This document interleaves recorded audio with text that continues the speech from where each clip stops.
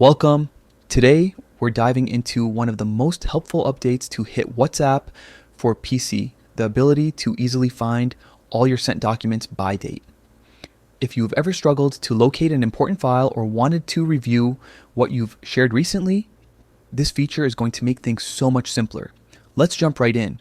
First, open the WhatsApp app on your computer. Make sure you're signed in and your chats are synced.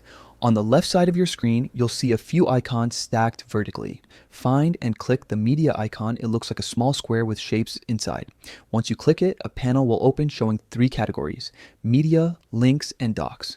Go ahead and choose docs. This is where all the documents shared through your WhatsApp account are stored, everything from PDFs and Word files to spreadsheets and more. Now, here's where the update gets handy. At the top of the docs window, you'll notice a small sort icon, usually shaped like two arrows or lines. Click that icon to bring up new sorting options. Next, select You to filter the view so only your sent documents appear. This means you'll see just the files that you personally sent to your chats or groups, not the ones others shared with you.